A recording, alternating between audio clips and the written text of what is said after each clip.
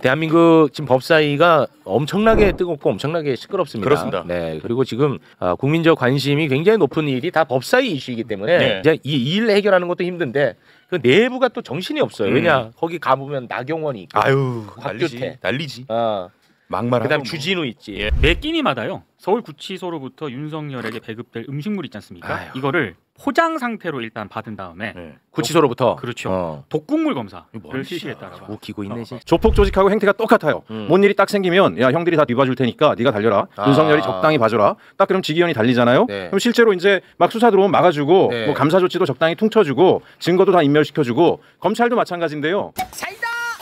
자 그리고요 오늘 아주 큰 일을 하고 돌아오신 한 분이 있습니다. 이분은 임무를 완수하고 돌아왔습니다. 네. 윤석열 정부 시절 방송 장악의 도구로 활용되었던 방통위가 17년 만에 이제 사라졌습니다. 네. 요거는 이제 종결이 된 거예요. 그리고 방송 미디어 통신위원회가 이제 새롭게 설치가 됩니다. 네. 이 모든 것들을 책임 있게 완수하고 돌아왔습니다. 최민희 과방위원장 박수로 맞이합니다.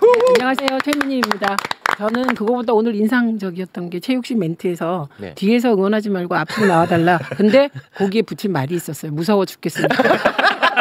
멋진 것도 많았는데. 아니 그런데 네. 사실은 무서워하는 사람이 올바른 일을 위해서 계속 가는 거예요. 네. 안 무서워하는 사람은 정의로운 일도 못하고 그리고 반드시 뒤에서 타협하더라고요. 무서워하면서 그래도 올바른 선택을 해가는 거거든요. 그래서 네. 제가 40년 전에 시위 주동하러 그 이화교를 지나면서 너무 무서워서 온몸이 사시나무처럼 떨리는데 네네. 시위 주동을 한 거거든요. 제 친구랑 둘이 예. 지금 생각하면 22살 어린애들이 덜덜덜덜 떨면서 옥상을 올라갔거든요. 그래서 아까 손 떤다는 얘기를 들으니까 그때 생각이 났습니다. 응원합니다. 예. 네, 생각보다 더 많이 떨리거든요.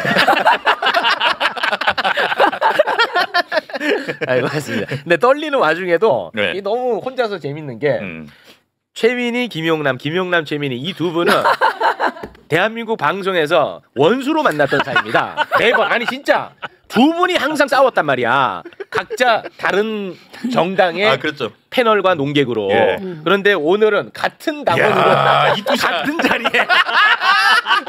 나 이게 그렇게 웃기더라고 혼자서. 웃겨? 죄송합니다. 네. 근데 그 비하인드 스토리를 좀 말씀드리면 정당이 나누어져서 패널이 나와서 토론하잖아요. 예. 때로 격렬해지는데 어떻게 보면 그것은 일종의 당의 대표로 나와서 역할 분담하는 것과 같아요. 어떤 측면에선. 예. 그렇기 때문에 뭐 그렇게 공개적인 토론에서는 비난하고 뭐 서로 싸웠지만 네. 사실은 김용남 의원님과는 네. 장외에서 얘기할 때는 대체로 생각이 또 비슷했다는 거죠. 그래요? 네. 그러죠. 제가 또 깍듯이 모셨어요. 그렇습니까? 그러셨군요. 네. 재밌네요. 아이고, 사실은 윤석열 정부가 이렇게 되리라는 걸 매우 일찍 예언하셨어요. 네. 스스로 말을 못하실 것 같아서 네. 그 흐름을 늘 파악하시고 위험하다. 이 정부가 그렇게 말씀하셨었어요. 네, 알겠습니다. 두 분 우정 오래 간직하시고. 네. 자, 방송 미디어 통신위원회가 이제 신설이 되는데요. 일단은 그 방통위는 이제 총 5명이었어요. 5명의 위원. 그런데 이제 7명으로 네네. 바뀌는 거고. 그때 저희 하기 전에 이제 예고편 차원에서 한번 다룬 바 있지 않습니까? 혹시 뭐 덧붙일 말씀 좀 있습니까? 아니 그때 그대로고 그대로 통과됐습니다. 그대로. 그리고 저희는 이게 이제 중요한 포인트이기도 한데 사실 사전에 거의 내부에서 여러 가지 방식으로 피를 말리는 토론이 있었어요. 여러 입장들이 당 내에서. 네네. 그리고 국정기획위원회에서도 사실은 3개의 안이 올라가서 정부조직 개편안이 거기서도 토론이 있었어요. 그렇게 토론을 격렬하게 사전에 하다 보니까 막상 마지막에 정리하는 순간에는 그냥 딱 정리가 되니까 다 이견이 없었어요. 예. 그래서 이런 조금 복잡한 일을 할 때는 저는 사전 토론이 매우 중요하다. 특히 당내에서 이렇게 봅니다. 근데 참 이게 아이러니하게도 굉장히 일사불란하게 이렇게 추진이 되고 잡음이 전혀 없다 보니까 오히려 더 안 알려지는. 이게 굉장히 아이러니야. 맞잖아요. 맞지 않나요? 그렇습니다. 예. 그래서 이게 통과가 됐다는 사실 이 의결까지 끝나는 사건이거든요. 본회의 통과됐고 국무회의 의결까지 끝났습니다. 끝났다고 이제 게임이 끝난 사건이야. 진짜 조용하다. 근데 이게 진짜 어려운 일이었거든. 그런데 너무 잡음이 없다 보니까 전혀 알려지지 않는 이 아이러니. 그러네요. 이것도 좀 정말 예리하십니다. 네. 왜냐하면 저는 그러길 바랬죠. 왜냐하면 만약에 시끄러워지면 어떻게 보면 가장 시끄러워져서 결국은 못할 거라고 다들 얘기했던 게 방송 3법과 원래 그랬으니까. 방통위원회 해체예요. 예. 그래서 제가 방송에 나가서 방통위원회 해체하겠다고 했을 때 당 내에서도 비난을 많이 받았어요. 네. 왜 해체를 하냐 뭐 이런 비난이 있었거든요. 그런데 의외로 큰 일에 비해서는 진짜 조용히 잘 끝난 것 조용히 같습니다. 지났고 그리고 네. 그만큼 오랜 기간에 걸쳐서 거의 저희 22대 국회 시작하면서 시민사회하고 계속 토론을 해왔거든요. 네. 그러니까 이게 이 의제가 왜곡되게 끝나서 못하는 과정은 뭐냐면 예를 들면 언론노조나 민원연이나 참여연대가 반대하는 거예요. 방송 3법을. 네. 그러면 그렇게 반대하는 목소리를 조중동이 다루면서 시끄러워지는 건데 사전 조율을 통해서 방송 3법을 완벽하게 합의하에 네. 추진을 했고요. 그다음에 이 방송통신위원회 해체는 시민사회가 너무 바라는 거였어요. 오히려 거꾸로 저희는 개정해서 뭐 이렇게 가는 것도 좋겠다고 했는데 해체를 간절하게 요구했고 그걸 받은 형식이 되어버린 거예요. 네. 그래서 비교적 순조롭게 끝났고 네. 무엇보다 방송 3법은 제가 거듭 말씀드립니다만 이사 추천의 대부분의 권한은 대통령이 갖는 거예요. 근데 대통령이 그걸 사회에 환원하겠다 네. 이렇게 결심해서 된 일이고 그리고 마침 그때 대표가 정청래 대표로 바뀌었잖아요. 그러니까 그 대표도 방송 3법에 대한 의지가 매우 강해서 순조롭게 올 수 있었고 그래서 비교적 저희는 1차 작업은 다 끝났고요. 번개특위 2차 작업은 이제 최욱 씨와 제가 만난 이래 거의 최초로 입장이 다른 아주 극명히 갈리는. 극명히 갈리는 네. 징벌적 손해배상제라고 네. 하지만 사실은 배상에 불과한. 네. 저는 좀 반대하는 입장이고. 네, 그거 도입을 할 겁니다. 근데. 예. 네. 알아서 하시기 아니, 바랍니다. 근데 여기서 질문. 네. 그러니까 과방위는 실제로 많은 일을 지금 했잖아요. 네, 법안도 네, 통과되고 뭐 네, 지금 네. 그래서 조직도 바뀌게 됐는데 이렇게 조용조용하게 성과는 내지만 그래서 방금 얘기한 대로 언론에서 별로 안 다뤄지고 네. 있는 최민희 과방위원장과 네. 뭔 일이 되는지는 모르겠는데 매일 언론을 도배하는 법사위원장 자리하고 어떤 게 솔직히 더 부러우세요? 저는 봐봐. 저는 이 부러워. 일을 해야 되는 거잖아요. 제가 거의 40년 동안 언론 운동을 하면서 지금 거의 최초로 성과를 낸 거예요. 신문법 때 좀 했지만 그게 다 무위로 돌아갔잖아요. 그래서 가장 의미 있는 성과를 낸 거기 때문에 어쩌면 내가 그냥 일반적으로 제가 정치를 했다면 막 언론에 나고 이걸 좋아했을 수도 있는데 제 경우는 사실 국회가 일종의 제가 오래 해온 언론 정상화 작업의 장만 바뀐 거라 어떻게 하면 언론을 안 타고 조용하게 방해 없이 정확히 얘기하면 조선일보 등의 방해 없이 이 일을 할까 이게 제 또 하나의 전략이어서 그건 거의 전략대로 된 거네요. 예, 네, 저는. 알겠습니다. 그리고 주로 지금은 이렇게 조용하지만 네. 나중에 이제 뭐 이제 체감을 하실 수 있을 거예요. 왜냐하면 공영방송 이사진도 이제 다 이제 바뀌어야 당장 그럼 돼요. KBS 사장이 이제 바뀌는 그렇죠. 거죠. 네, 네. 아니 우선 그 당장. 부분에 대해서 당장 이제 바꾸는 거야. 네. 이제 결과로서 바꿀 수도 있고 안 바꿀 수도 있는 그렇죠. 거예요. 그거는 뭐 알아서 할 문제죠. 그렇죠. 이사회가 그래서 그 이사들이 지금 뭐 헌법소원 들어갔어요. 예, 그리고 뭐 가처분 신청도 했고 이진숙도 그렇게 했는데 네. 여러분이 이제 다른 소송과 다른 게 이거는 국회가 법률을 제정한 것이기 때문에 이 소위 가처분 신청을 행정법원이 하지 않고 헌재가 합니다. 가처분 신청과 본안 소송 전부를. 네. 예, 그렇기 때문에 이건 포인트가 똑같아요. 새 정부가 출범해서 새로운 정부 조직 개편을 해서 방송통신 구조 개편을 하는 것과 지금 이진숙 등이 주장하는 뭐더라? 이게 이상한 거, 뭐 행복추구권 뭐 등 이런 거를 침해했다는 것 사이에서 이제 국가가 어느 것이 더 공익적 목적에 부합하느냐를 따지는 것이라 좀 차원 높은 네. 재판이 진행될 것 같습니다. 네, 알겠습니다. 그나마 이진숙 덕분에 조금 알려졌어요. 이진숙 덕분에. 그 이진숙이 그나마 마지막에는 또 최민희 위원장을 위해서 예. 큰일하고 떠났습니다. 이 역사적인 일을 그래도 최민희 위원장이 했다라는 걸 알려줬어. 예. 네, 이진숙 그 장면 잠깐 함께 보겠습니다. 예, 수고 많았어요. Goodbye and see you.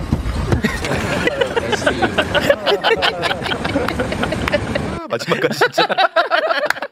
민병철 생활 영어. 참 캐릭터 재밌어. 이제 보통 사람이랑은 달라요. 네, 맞아. 예. 네.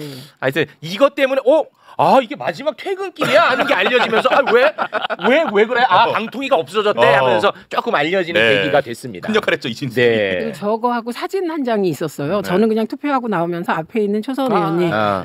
검표하잖아요. 네. 그래서 저보고 반갑다 그래서 웃었는데 저의 웃는 모습과 이진숙의 우울한 얼굴이 맞아요. 이렇게 된 그 사진이 돌아서 맞아요. 네. 이진숙은 왜 울상이고 최민희는 왜 웃어? 맞아요. 이래가지고 네. 관심을 끌은 건데 예. 이진수가 없으면 이게 안 알려져. 저 굿바이 CU 있잖아요. 네. 저것도 사실은 제가 페북에 쭉 올리고 결과적으로 이진숙도 굿바이 이렇게 썼거든요. 두 분이 케미가 좋습니다. 고맙습니다. 자, 지금 뭐 저에 대한 비난의 댓글들이 많이 달리고 있습니다. 왜요? 네, 아니 그 징벌적 반대해서 결국 저것도 문제가 많다는 의견들이 올라오는. 그럴 땐 빨리 의제를 전환해야 돼서 네. 이후에 어떻게 되냐 설명을 네. 조금만 드릴게요. 저희가 방송 3법을 먼저 통과시켰기 때문에 이제 KBS 이사회, MBC 이사회, EBC 이사회가 따라서 바뀌게 됩니다.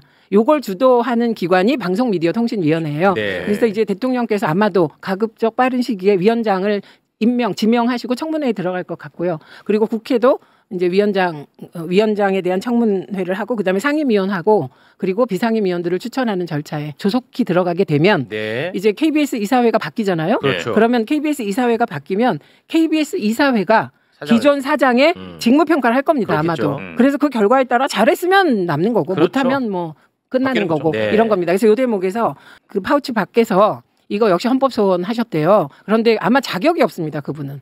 왜냐하면 그 이사들은 이제 임기가 종료되니까 헌법 소원을 할 수 있는데 사장의 임기가 종료되는지 여부는 이사회가 결정하게 돼 있기 때문에 근데 헌법 소원을 부사장도 했더라고요. KBS는. 근데 그 경우는 자격이 제한되지 않을까 합니다. 예, 네, 알겠습니다. 자, 오늘 이제 핵심적인 이야기 진짜 아주 묵직한 예. 이야기가 지금부터 준비가 되어 있습니다. 대한민국 지금 법사위가 엄청나게 뜨겁고 엄청나게 시끄럽습니다. 그렇습니다. 네, 그리고 지금 국민적 관심이 굉장히 높은 일이 다 법사위 이슈이기 때문에 네. 법사위원분들이 굉장히 이 일 해결하는 것도 힘든데 그 내부가 또 정신이 없어요. 왜냐 거기 가보면 나경원이 있고, 아유 곽규태, 난리지. 그다음 막말하고 주진우 있지, 예. 송석준 있지. 근데 주진우가 제일 점잖은 편이야. 그러니까 어마어마합니다 여기 예, 안에서. 자, 그런데 그 중에서도 지금 가장 열정적으로 맹활약을 보여주고 계시는 두 분을 저희가 모셨습니다. 자, 그러면 한 분 한 분 만나보겠습니다. 자, 먼저 진짜 맹활약 펼쳐주고 있죠. 서영교 의원님 박수로 맞이합니다. 안녕하세요. 서영교 인사드립니다. 네, 오랜만에 뵙겠습니다. 반갑습니다. 어서 오십시오. 자, 그리고 새로운 신예로 떠오르고 있습니다. 국회 콧불소라고 불리고요. 진짜로 요새 유튜브는 그냥 이 사람 거야. 예. 이분으로 다 도배돼 있어요. 진짜로. 맞습니다. 제 알고리즘에 뭐가 문제가 있는지 모르겠지만 이 의원님으로 다 도배가 돼 있습니다. 네. 국회 콧불소 최혁진 의원님 박수로 맞이합니다. 안녕하세요. 아니 근데 제 얼굴이 어딜 봐서 콧불 쏩니까 이게 진짜. 근데 그런 상인 것 같기는 하네요 또. 예? 별론가요? 별로요? 그 콧불소하고는 좀 다르지 않겠습니까 제가 별로입니까? 뭔가. 죄송합니다. 네. 아니 왜 생겼어요. 자, 두 분이 지금 맹활약을 펼치고 있는 가운데 곽규택 진짜 예의가 없습니다. 71년생 곽규택, 64년생인 서영교 의원에게 반말을 합니다. 예. 근데 이런 것도 최혁진 의원이 못 참아요. 예. 보디가드로 또 나섭니다. 맹활약상 영상으로 저희가 잠깐 준비를 했는데요. 영상 보고 자세한 이야기 이어가겠습니다. 서영교가 AI를 가지고 이야기했다고요? 그 대선 개입 의혹, 그리고 직권남용 의혹, 선거법 중립의 의무 의혹, 이것을 왜 국민의힘은 숨기려고 하는 거죠? 5월 1일 3시에 파기환송하는 그 시간을 어떻게 알고 한덕수 4시에 사직했는지, 전날 윤석열이 전화한 나경원 등 모두 다 의혹 아닙니까? 곽규택 의원님. 진짜 나도 열받더라고. 곽규택 의원님. 곽규택 의원님.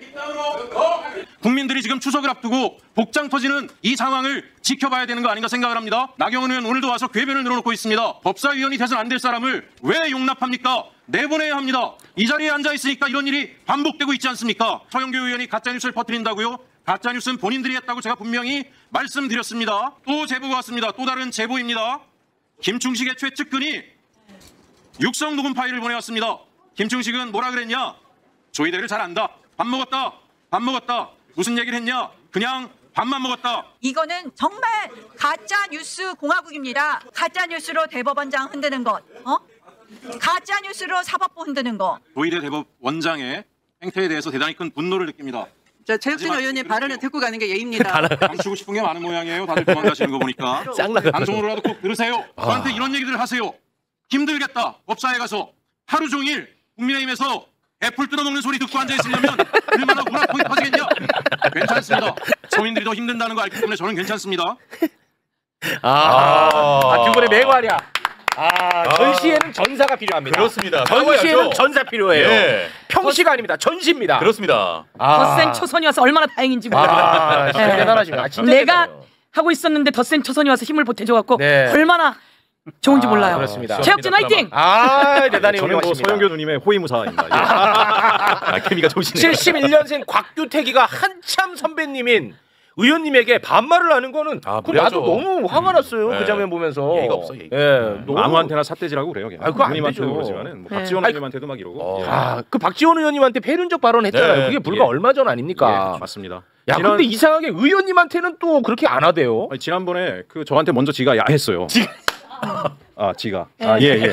쥐가 아니고 지가. 그래서 이제 제가 그냥 당할 수는 없잖아요. 그날 떠들길래 소영교 의원님한테 반말을 찍찍하길래 제가 야 하고 입 다물라 그랬는데 입 다물라 하고 난 다음에 제가 이제 웃었어요. 그래서 사람들이 왜 화를 내면서 웃냐 그래서 딱 일어나서 입 다물어 하고 제가 쳐다봤거든요. 못 쳐다보고 고개를 숙이고 있더라고요. 그래서 너무 웃긴 거예요. 쫄았네, 쫄았어. 호기를 부렸으면은 저는 딱 일어나서 맞대응을 할 거라고 생각을 했는데 고개를 빡 숙이길래 너무 웃음이 나서 웃었어요. 웃음을 참을 수가 없었어요. 어떻습니까? 곽규택 우리 또 검사님 후배인데 흐뭇하신가요?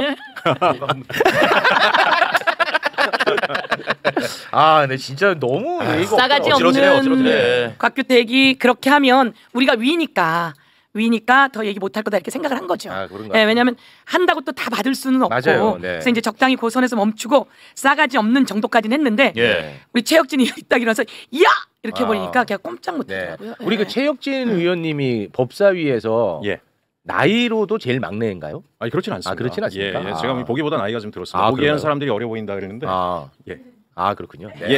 박규택 의원보다 한 살 많습니다. 그래요? 나이가 좀 많으시고. 저도 제가 형인데 저렇게 싸가지 없는 애 처음 봤습니다. 그러네. 그거 좀 너무 다행이네. 잘했어요. 그 혹시 그 나경원 의원 같은 경우는 워낙 이제 의원님한테 많이 이렇게 좀 역공을 당해서 속상할 것 같은데 혹시 뭐 얘기 들은 건 없습니까? 따로? 아니 제가 엘리베이터에서 만났어요. 엘리베이터에서 딱 둘이 만났거든요. 보좌진들은 물론 뒤에 한 명씩 있었지만 이제 내려서 법사위 회의장으로 걸어가는데 그래도 오선 의원이니까 제가 반걸음 뒤에서 걸어줬습니다. 예우를. 근데 걸어가다 갑자기 멈추시더니 한숨을 쉬더니 저를 쳐다보더라고요. 왜 그러지? 그랬더니 최 의원 그래서 그랬더니 그 말할 때 데시벨을 좀 낮춰주면 안 될까요? 그러더라고요. 데시벨로요? 그래서 목소리를 좀 낮춰달라고요. 그런 거예요. 그래서 제가 원래 타고 태어나길 목소리가 큰데 어떻게 할까요? 그랬어요. 그랬더니 고개를 다시 돌리더니 아휴 하고 걸어가시더라고요. 그게 답니다. 그게 답니다. 너무 이게 추석 선물이다. 아니 우리 최혁진 의원이 법사에 오게 된 경위를 혹시 알고 계세요? 갑자기 저는 등장해서 그 경위는 모릅니다. 우선 이런 일이 있습니다. 나경원 간사 이야기가 있었죠. 그래서 이제 나경원 간사 안건이 올라왔어요. 그런데 우리 나경원 간사 안건이 올라올 때 우리 그 법사위에 이춘석 의원님이 계셨어요. 근데 이춘석 의원님이 무소속이니까 더불어민주당 의원으로 이제 교체해야겠다라고 우리 쪽에서 안을 낸 거죠. 안을 냈는데 국민의힘이 간사만 받고 그 안은 거부를 한 겁니다. 그래서 우리 쪽에 전용기 의원이 이춘석 의원님 대신 오기로 했는데 거부를 한 거예요. 그러니까 우리가 아니 간사 내달라고 그러고 우리는 교체해야 되는데 그걸 안 해줘? 그러니까 간사와 이 교체권 둘 다 내려오게 된 거죠. 그래서 간사안이 내려오게 된 겁니다. 그랬더니 그날 와서 자기네 건 받고 그렇지 않은 건 우리에게 유리한 게 아니라 그냥 기본 해야 되는 일정은 받지 않으려고 한 거죠.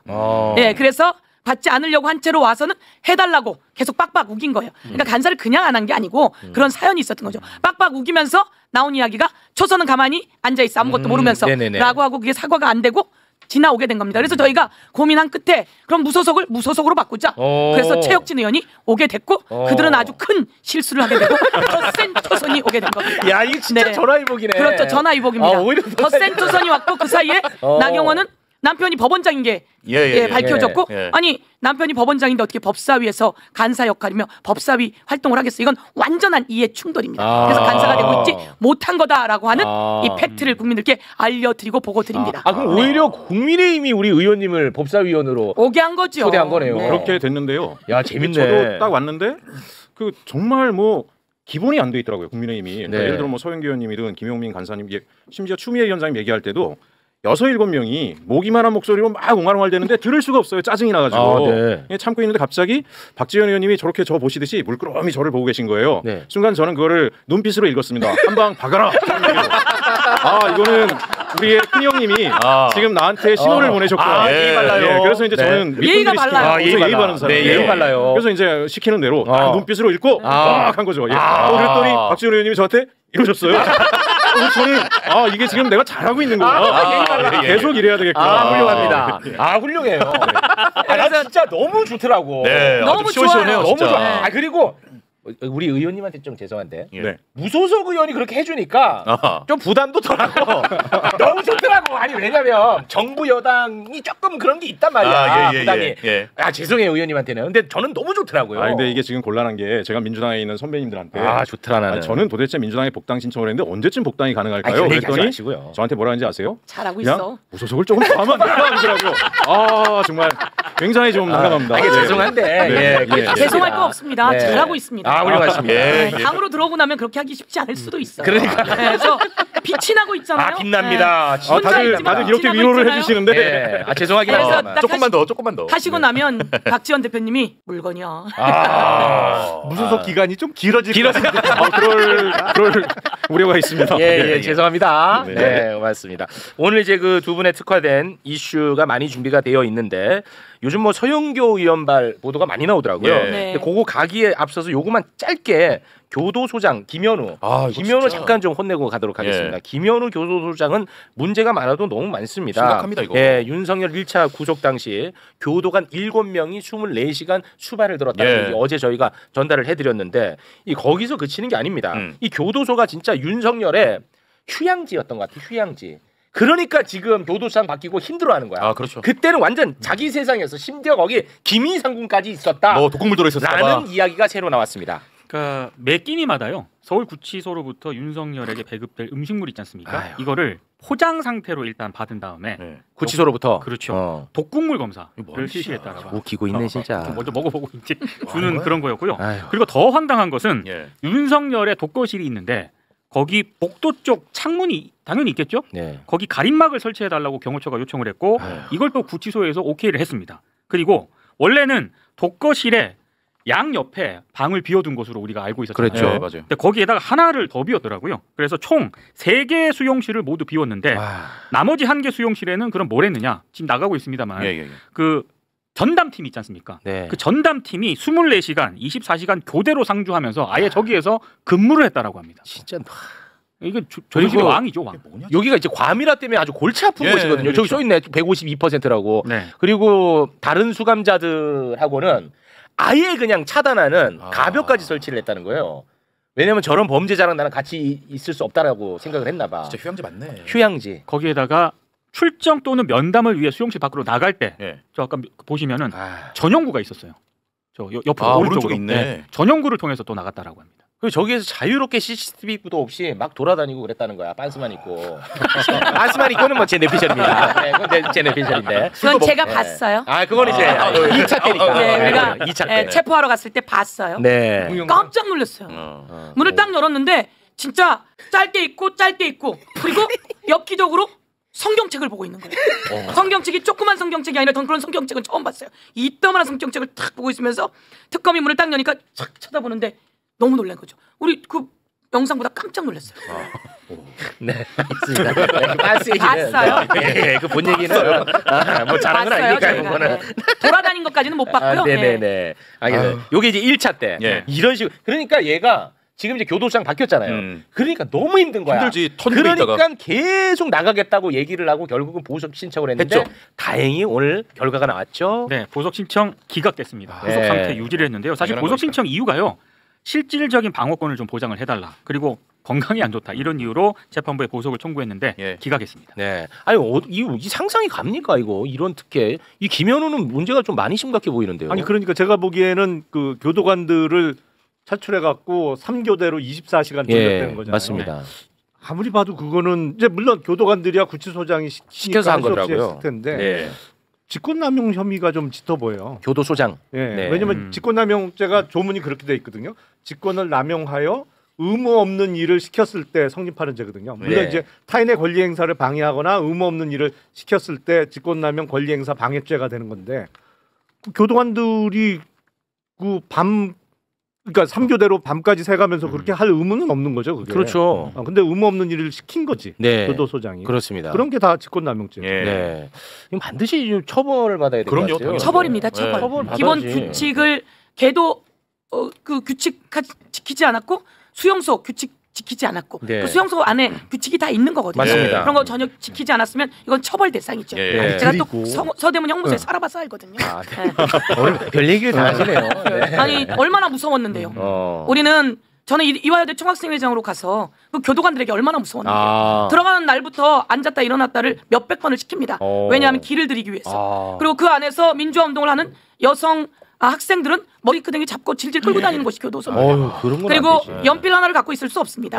그런 것들을 갖게 되면 징벌방에 갇히게 되고요. 그런 것이 형무소이고 자기 규칙이 있습니다. 근데 저렇게 한다면 저것은 교도소장은 엄청난 범죄행위를 한 것입니다. 그렇습니다. 처벌해야 합니다. 처벌해야 돼. 과거 얘기고 사실은 서울구치소를 비롯해서 전국에 있는 구금시설이 다 1급 보안시설이에요. 그러니까 어디보다도 안전하다는 거죠. 그렇습니다. 그렇기 때문에 거기는 경호 인력이 따로 필요가 없어요. 1급 보안시설 외부하고 그만큼 철저하게 차단되어 있는 곳이 어디 또 있어요. 그렇죠. 그러니까 진짜 쓸데없는 일을 시킨 거야. 거기 경호가 뭐가 필요해? 맞습니다. 1급 보안시설에 아예 외부인은 들어올 수도 없는데. 근데 나는 그 김이상궁이 있었는데 나는 얘네들이 이 교도소 안에 있을 때만 그렇게 했던 건지 아니면은 대통령직을 수행할 때도 그렇게 그 김이상궁 역할을 했던 건지가 좀 궁금하긴 하더라고요. 있어요? 이제 그 명칭은 김이상궁 아니고 이제 감식관이라고 그래갖고. 이름이 따로 있어요. 그래요?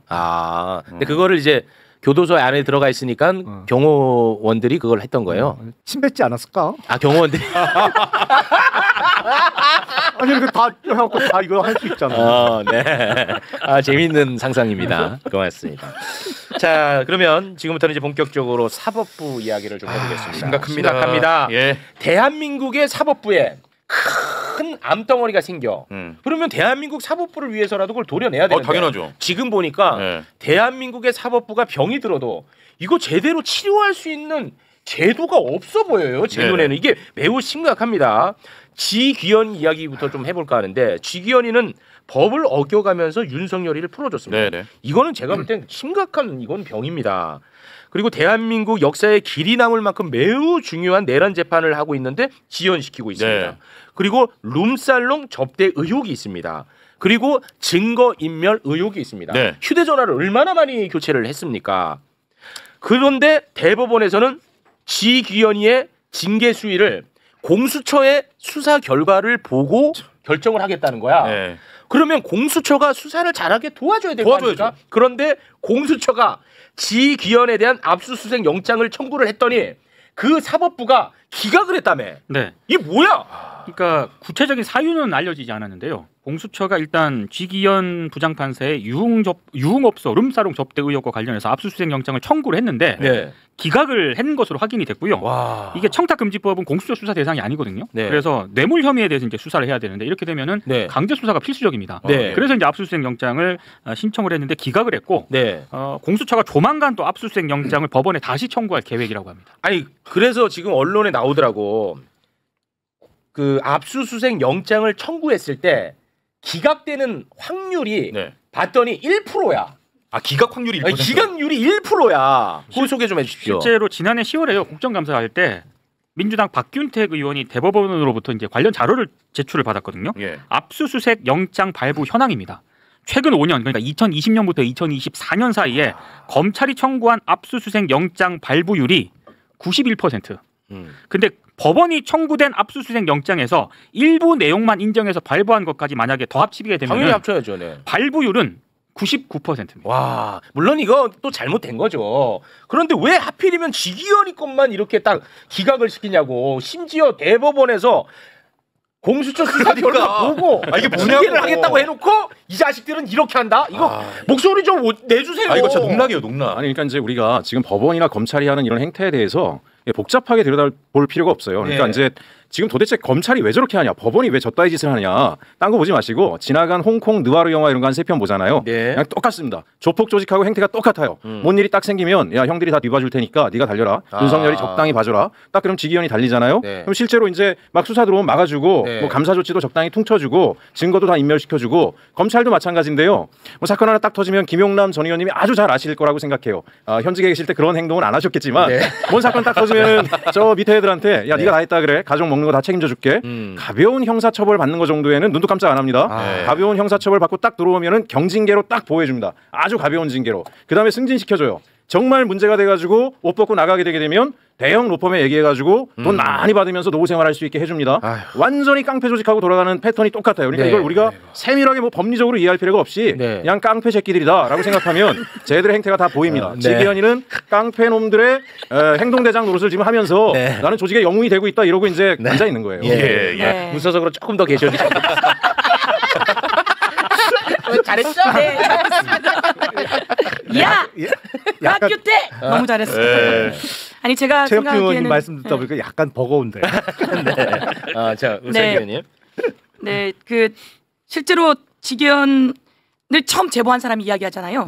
한참 전에 얘기를 들었는데 직연에게 20번 넘게 접대했다. 20번 넘게 접대했고 그리고 돈은 내가 다 냈다. 그렇습니다. 한 번도 그 직연이 낸 적은 없다. 맞습니다. 그리고 그곳이 어딘데?라고 했더니 그레이스 그리고 샤르망이라고 했고 그곳은 예약제여야 되고 회원이어야 간다는 거 아니에요? 회원은 빼세요. 예약제로 수정했습니다. 그래서 이 사람이 예약을 해줬고 그래서 가서 그 사진을 찍고 온 거잖아요. 뜬금없이 이런 일을 할 리가 없습니다. 당연하죠. 이거는 일반 상식적으로 가서 그것을 확인하는데 그렇습니다. 그런데 직위원에 대해서 하나도 조사가 안 되고 있어요. 그러니까 공수처에 넘기겠어요. 이렇게 얘기했는데 제가 오늘 이 얘기하겠습니다. 재판 받을 때 가서 이야기합니다. 판사가 통신 내역 사실조회 요구 들어왔어요. 통신 내역 내세요.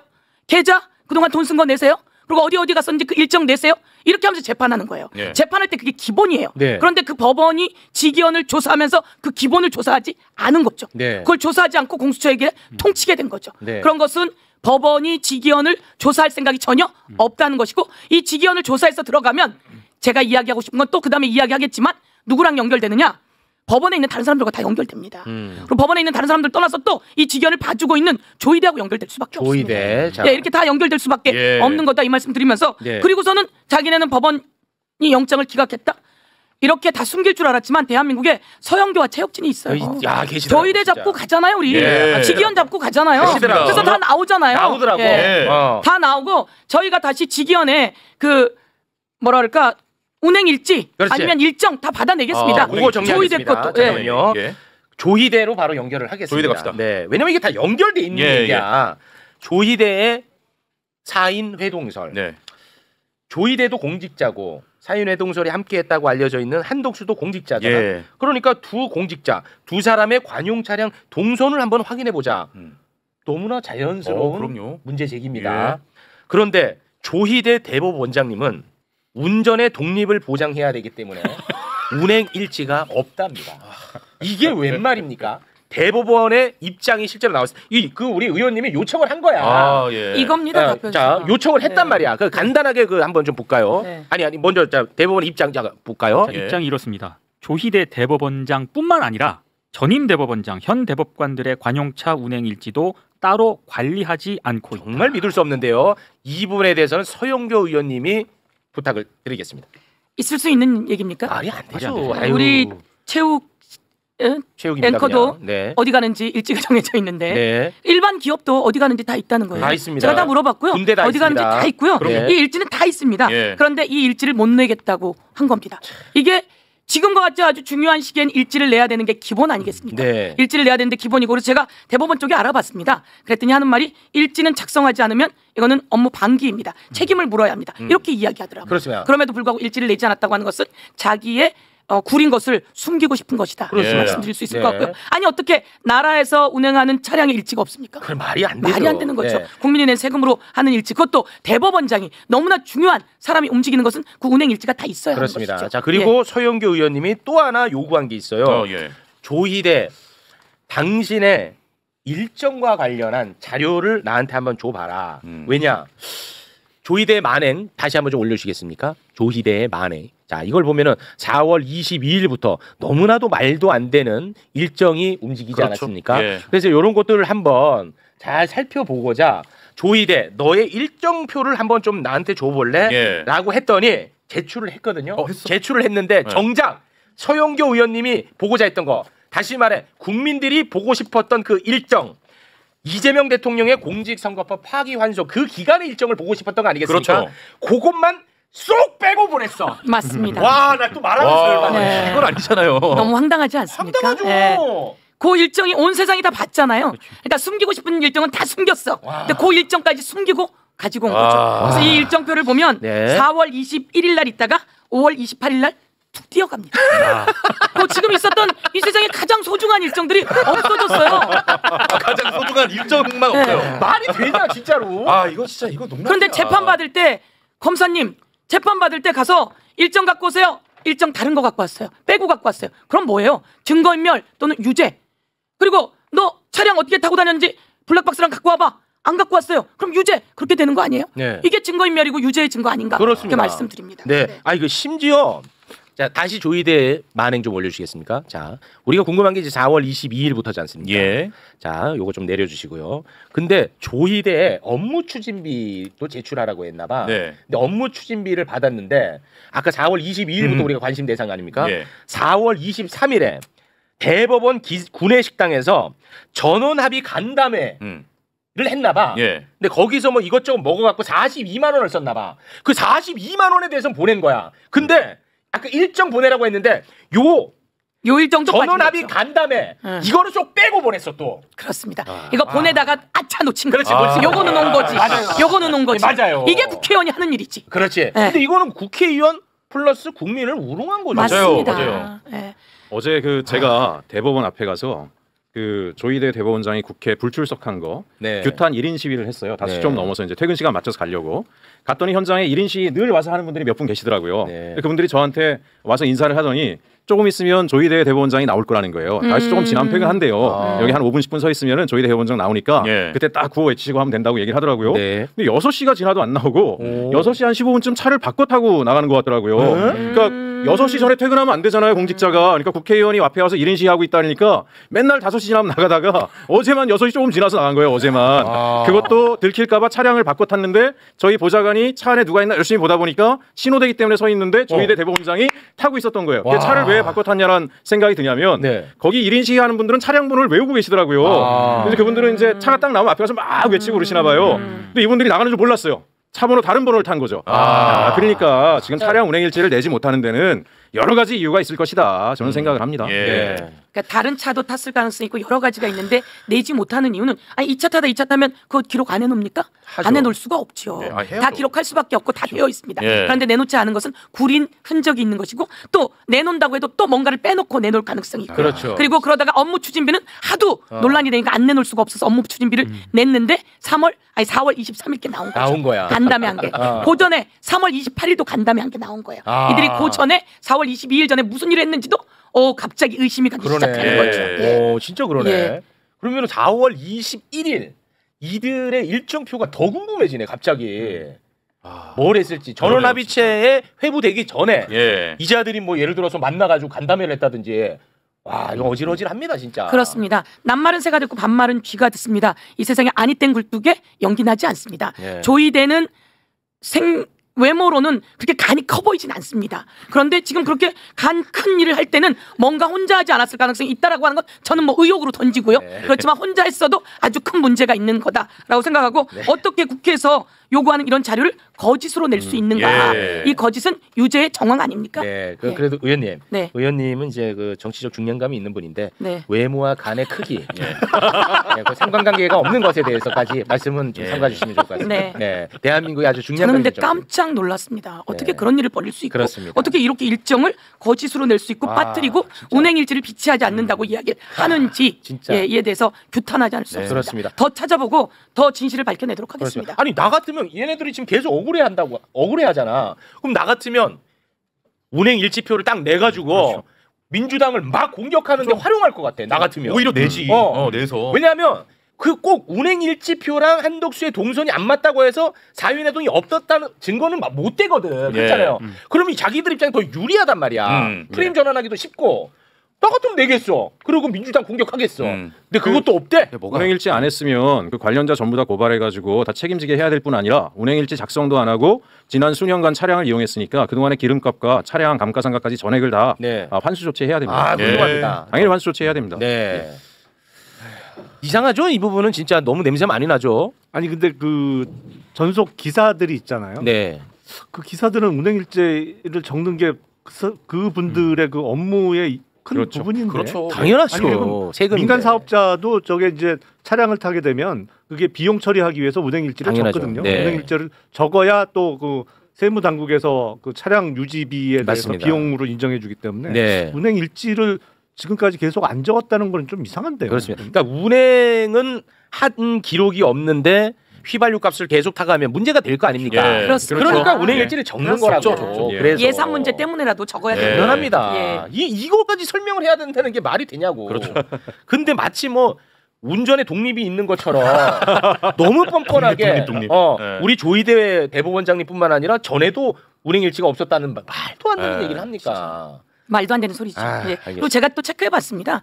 당연히 운행일지를 정리해야지 된다라고 얘기하더라고요. 네. 하지 않으면 임무 방기이기 때문에 네. 징계 사유에 해당한다고 네. 대법원에 있는 분이 얘기하시더라고요. 그렇습니다. 네. 자, 그리고 이 검찰 개혁과 관련된 이야기를 또 해봐야 되는데 지금 김건희 특검에 파견 나가 있는 검사 40명 때문에 제가 진짜 화 많이 나 있거든요. 그것에 앞서서 어미준이 잠깐 다루고 가겠습니다.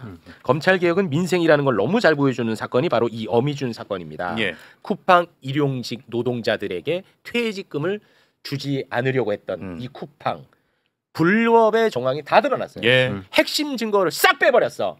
그리고 어미준이 무혐의 처분을 해줬습니다. 그런 진실들이 지금 엄청나게 쏟아져 나오고 있거든요. 그런데 오늘은 이제 그건 어제 많이 다뤘으니까 오늘은 우리 검사님 나와 계시니까 이 검사들은 진실이 드러났음에도 불구하고 얼마나 뻔뻔한지를 난 얘기하고 싶은 거야. 이거를 하고 싶어. 우리 검사님 앞에 계시니까. 그래야 이게 뭐 그런 얘기 꼭 나를 앉혀놓고 해야 돼? 이게 솔직히 말씀드리면 어제 다 하지 왜? 꿀맛이에요. 이게 이게 중요합니다. 자, 어미준은 핵심 증거 빼고 쿠팡에 무혐의 처분 내렸습니다. 예. 진실 다 드러났습니다. 그런데 아직도 어미준은 말장난을 치고 있습니다. 아직도? 어떻게 치는지 하나하나 제가 상세하게 보여드리겠습니다. 어미준의 첫 번째 말장난 소개 부탁드립니다. 자, 왜 부장검사를 패싱하고 주인검사에게 무혐의 처분을 지시했냐? 여기에 대한 어미준의 답은 사건을 가장 잘 아는 주인검사에게 물어봤을 뿐이다. 자, 이거는 뭐 메신저 사진 하나로 다 박살이 났죠. 메신저 사진 올려주십시오. 자, 저거는 이제 그 주인검사였던 신모검사가 부장검사에게 보낸 메신저입니다. 네. 금요일에 청장님 어미준입니다. 직접 부르셔서 청장실에 다녀왔었습니다. 뭐 그 방에 사건이 어려운 게 많은데 고생이라고 하면서 검토 방향을 알려주셨는데 거기 보면 쿠팡 무혐의 말장난 드러났죠. 네. 자, 다음 어미준의 말장난. 자, 왜 핵심 증거를 누락시킨 다음에 무혐의 처분을 했느냐? 여기에 대한 어미준의 답은 취업 규칙 관련 내용은 부장검사 개인 의견서로 대검에 보냈으니 누락된 건 아니다. 이게 나는 정말 짜증나는 가장 열받는 말장난이야. 야, 너가 누락시켰으니까 부장검사가 임마 따로 보낸 거 아니야, 이 자식아. 이 자식이 그걸 이런 식으로 표현한 거야. 네. 다시 한번 올려주겠습니까? 이거 봐, 부장검사가 개인 의견서로 대검찰청에 보냈으니까 누락된 거 아니라 네가 누락시켜가지고 부장검사가 보냈다고. 그렇죠. 그렇죠. 근데 어쩜 저렇게 말을 되치기를 하죠. 그러니까요. 눈에 뻔히 보이는데 이런 식으로 장난하는 겁니다. 저런 대치기에 얼마나 많은 사람이 죽어갔어요. 맞습니다. 그동안 얼마나 많은 사람이 그나마도 이 부장검사가 있어서 이 진실이 드러난 거예요. 그렇죠. 부장검사는 무섭잖아요. 지금. 네, 무서울 무섭죠. 겁니다. 지금 대검에 감찰받고 있으니 얼마나 무섭겠어요. 자, 그리고 어미준의 말장난. 자, 세 번째. 무혐의 처분을 내린 결정적인 이유가 뭐냐? 여기에 대한 어미준의 답은 민사로 판단될 쟁점을 형사로 논의할 필요가 없다는 그런 취지다. 이 쿠팡의 취업 규칙이 있지 않습니까? 네. 이게 민사로 판단될 그런 부분이지 형사로 논의할 필요가 없다. 그러니까 이렇게 보면은 얼핏 또 뭐 말이 또 되는 것 같아. 그렇게 보기에는 다시 올려주시겠습니까? 이 얼핏 이거는 뭐 민사로 해결해야 되는 문제니까 형사 무혐의 준 거다 이 얘기거든요. 얼핏 말이 되는 것 같아 또 얼핏 보면. 근데 무혐의 처분을 했죠. 그러면 일용직 노동자들한테 이거를 통보를 해줘야 돼요. 왜 무혐의 처리를 했는지. 그러면 저게 반드시 들어가야 됩니다. 제 말이 맞다면 백번 양보해서 요거는 민사로 해결해야 할 문제입니다. 근데 그거를 삭제하라고 이 어미준 이 자식이 또 지시를 내린 게 나왔어요. 그렇죠. 자, 어미준 지청장님이 수정하신 부분 반영했다라고 주인검사가 부장검사에게 얘기를 하고요. 민사소송으로 다룰 부분 이 부분은 삭제하자는 취지다. 무슨 얘기냐? 삭제하라고 지시했다는 거죠. 지시한 거 이게 나왔어요. 세상에 세상에 검사예요 저게? 지청장이에요? 쿠팡 대리인 아니에요? 쿠팡 대리인? 이게 검사들 오만함이 이제 하늘까지 뻗친 건데요. 통상 이제 검사들이 장난질을 할 때 보안 수사 요구 등으로 하죠. 예, 뭐 노동부 지금 근로감독관이든 경찰에서 기소 의견으로 의견 보내면 수사가 적절하게 안 된 것 같다. 보안 수사해라 이런 식으로 시간 끌면서 시그널 주는 거거든요. 톤다운 시키라고. 근데 어미준이는 어떻게 한 거냐면 지가 지 단계에서 증거를 막 뺀 거예요. 저건 아주 중대 범죄예요. 그래서 저걸 하는 이유는 형들이 다 봐줄 거다. 아까 제가 조폭이라고 그랬잖아요. 맞습니다. 형들이 다 봐줄 거다라는 믿음을 가지고 저렇게 한 거기 때문에 이번에 본보기를 제대로 보여야 된다. 아주 중징계 때리고 아주 중대법 위반이기 때문에 형사법적으로 처벌하고 옷 벗기고 변호사와 개업 못하게 하고 그렇지. 본보기를 제대로 보여야 정신 차립니다. 너무 맞는 말씀인데 형들이 뒤봐줄게. 실제로 뒤봐주고 있습니다. 왜냐? 이 부장검사가 어미준이를 처벌해달라고 대검에 의견서를 제출했는데 지금 대검은 이 부장검사를 너 왜 어미준이한테 허락 안 받고 너 개인 의견을 자꾸 대검에 보냈냐고 감찰을 받고 있어요. 이게 공익제보자들의 아픔이잖아요. 그렇죠. 공익제보하는 사람들 성격이 좀 그래? 잘 어울리지 못해? 이런 식으로 해서 매도해버리고 그리고 자기네 잘못과 불법을 묻어버리는 건데 이제 이 세상에 나왔으니 그 부장검사님 조금 힘들었지만 참으시고 저희들이 법사위에서 확실하게 지적해서 어미준의 문제점 그리고 그것을 봐주고 있는 대검의 문제점 다 낱낱이 국정감사에 지적하고 처벌에 들어갈 수 있도록 하겠습니다. 여기서 중요한 건 형사에서 빼면 민사에서도 영향을 미쳐요. 당연하죠. 형사에서 문제가 있다고 해줘야 민사에서 이길 수가 있어요. 근데 형사에서 빼고 민사에서 무슨 제도로 이깁니까? 형사에서 빼놓고 민사로 가서 해. 그럼 민사로 가서 하려니까 민사에서 또 삭제해. 이거는 완전히 범죄지요. 그렇습니다. 검사의 범죄입니다. 우리 검사님. 뭐 다른 거 그러면 다 좀 불편하실 테니까 다 빼고 이 부장 검사에 대한 감찰을 하는 것에 대해서는 어떻게 보고 계십니까? 근데 감찰 사유가 정말 그거예요. 그겁니다. 너 왜 어미준한테 보고하지 않고 너 개인 의견을 대검에 보냈냐? 아니 어미준이 나쁜 짓 했다고 그거를 진정을 한 건데 어미준한테 알리고 어떻게 진정을 해? 그러니까요. 앞뒤가 안 맞는 거. 그러니까요. 제가 그 얘기입니다. 그건 이해가 안 되는데. 어떻게 보십니까?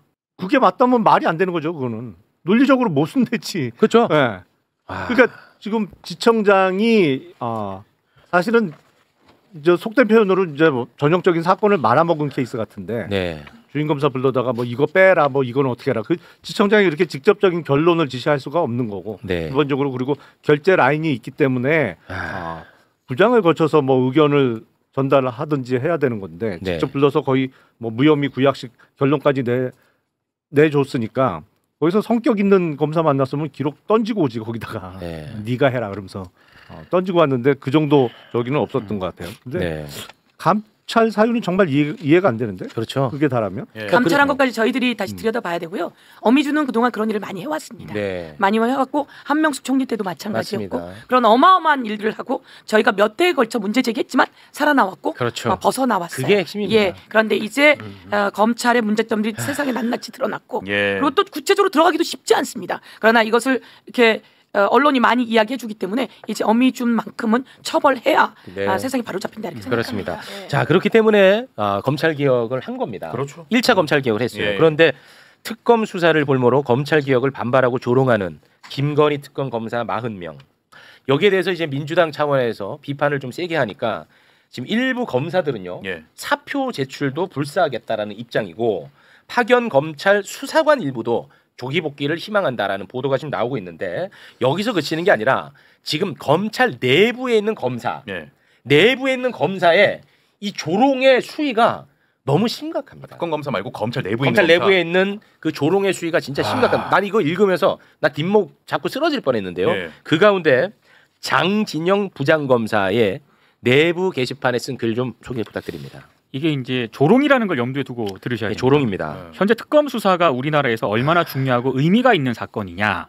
중차대한 특검 수사에 악의 축인 검찰청 검사 올려주고 같이 좀 악의 축인 검찰청 검사들이 파견을 가서 특검 수사를 오염시키고 더럽히고 있다. 그리고 검찰 구성원들 특히 검사들은 임은정 동부지검장 있지 않습니까? 이 임은정 지검장을 제외하고는 모두 하나의 인격체로서 연좌제급 무한 연대 책임을 지는 악의 집단이다. 현재 특검에 파견에 가서 수사를 할 자격이 있는 검사는 임은정 지검장이 유일할 것이다. 이런 글을 썼습니다. 이거 완전 잠깐 계속 좀 띄워봐 주십시오. 윤석열 정부 때 윤석열 김건희 죄를 검사 너네들이 다 덮어줬기 때문에 이 특검을 하는 겁니다. 장진영 검사님. 너네들 당시에 다 침묵했잖아. 최소한 침묵했잖아. 동조하던 사람도 있었지만 최소한 침묵했잖아. 그러니까 지금 너네들이 무한연대 책임을 져야 되는 겁니다. 장진영 검사님. 근데 이런 식으로 지금 조롱하고 있다고? 와, 이거는 난 참기 어려워. 어떻게 보셨습니까? 이 조롱글? 지금 현재 뭐 특검에서 지금 뭐 자기들 돌아가겠다. 그러면서 검찰청에 지금 공소청과 중수청으로 바뀌는 거에 대해서 반대 입장 표명하고 이런 모습들을 보이는데요. 사표 내면 사표 받아주면 안 됩니다. 원하는 게 사표를 받아주는 거예요. 사표 받아주면 로펌으로 갈 거예요. 보상 받을 거예요. 사표를 받지 말고 이 행위에 대해서 형사법정 위반 여부라든가 이런 것들을 철저히 수사를 해서 법적으로 문제가 있으면은 그러면 어쨌든 처벌을 하면 공무원 연금 날라갑니다. 본보기를 보여야 돼요. 얘네들 관행적으로 다 그래요. 우리나라 고위공직자들 기재부도 지금 그런 것들을 하고 있는데 내란에 관련된 혐의가 있는 고위공직자를 1급들 일괄 사표한다는 거 안에 싹 집어넣어서 사표 처리해 줍니다. 만약에 수사에 들어가면은 사표를 못 내거든요. 퇴직을 못 해요. 수사 과정에서 혐의가 발견이 되는 순간에 연금이 날아갑니다. 그러니까 지들끼리 제 식구 감싸기 이런 식으로 하면서 그게 관행이 됐기 때문에 저런 간이 배 밖으로 간 얘기하지 말라 그랬는데 행태가 계속 반복되는 거기 때문에 저는 저런 행태 나온 사람들 어쨌든 현직에 있으면서 조사받게 하도록 해야 되고요. 또 하나 저와 유사한 행태들이 지금 검찰 내부에서 여러 건들이 반복되고 있잖아요. 관봉티까지 인사라인까지 저는 법사위 차원에서 의원님들한테 제안할 건데 법사위 차원에서 고발 조치해야 된다고 생각합니다. 저 인사라인에 개입되는 애들 모두까지 다 조사해가지고 불법 행위가 발견되면 일벌백계 하고 국민의 세금이잖아요. 연금도 어쨌든지 간에 나가서 지불되는 건데 못 받게 하고 뜨거운 맛을 봐야지만 이제 저런 게 끝난다. 예, 그렇게 조치를 해야 된다고 생각합니다. 계속 코뿔소 해야 될 것 같아요. 근데 정말 너무 상식적인 말씀이야. 근데 이렇게 상식적인 이야기를 해도 점잖은 넥타이 매고 양복 입은 중도를 표방하는 그러니까 중도를 표방하는 사람들조차도 저런 상식적인 얘기를 하면 이상하게 검찰 관련 이슈에 대해서는 감정적이라고 뭐라고 해. 왜 검사를 달래지 않니? 아니 왜 나는 그런 식으로 검사들한테만 꼭 검사 눈치 보고 달래야 되는지를 모르겠어. 다른 공무원에 대해서는 그런 말을 안 해요. 그렇죠. 근데 이상하게 검사의 잘못에 대해서만큼은 심지어 진보 정당에 몸을 담고 있는 정치인도 오늘 내가 샤워하면서 방송을 봤는데 그분조차도 민주당 감정적으로 하지 마라. 왜 민주당은 그렇게 검사들을 악마화하느냐. 감정적으로 하지 마라. 잘 달래서 가야 된다. 왜 검사한테만 그래 매번? 왜? 나 진짜 그 이해가 안 가요 진짜로.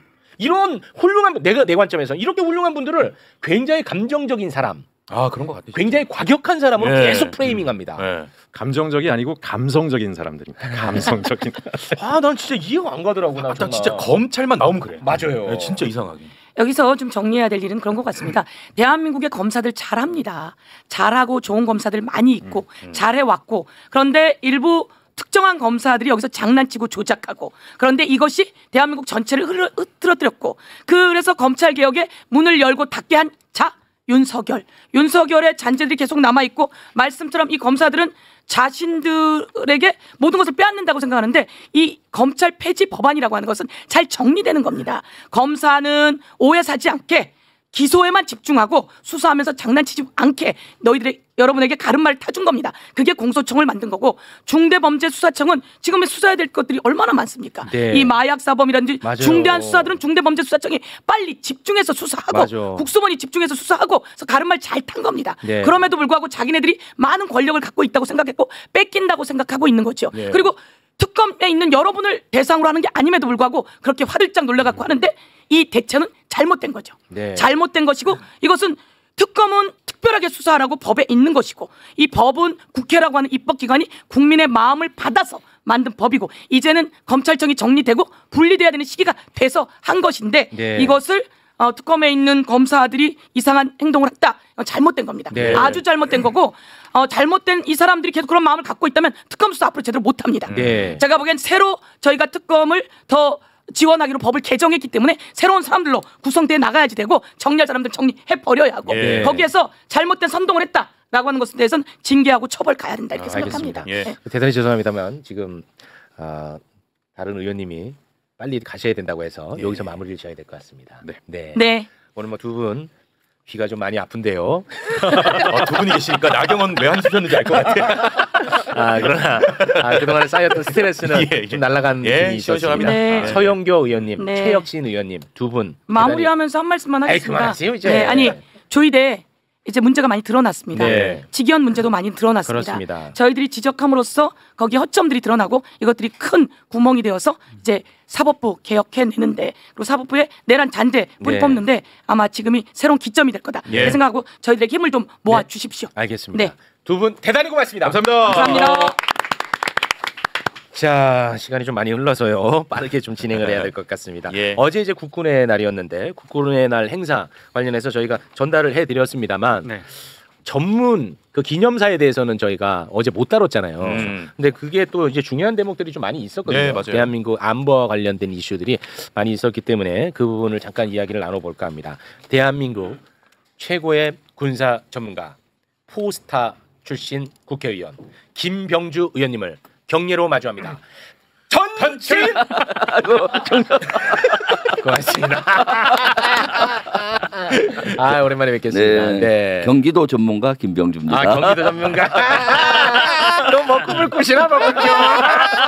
아니 최근에 공식적으로 선언을 하셨잖아요. 그런 꿈 얘기는 여기서는 네, 시간이 없어서요. 좀 이따 하겠습니다. 예, 예. 자 먼저 어제 국군의 날 행사에 우리 사성 장군 출신 김병주 의원님이 단상에 계시는 거를 봤는데 아 역시 저희랑 그 감성이 좀 비슷하더라고요. 박정훈 대령이 훈장 받을 때 가만히 계시질 못하더라고요. 막 그 사진 꺼내가지고 찍고 그러시던데 그 장면도 잠깐 한번 볼까요? 다시.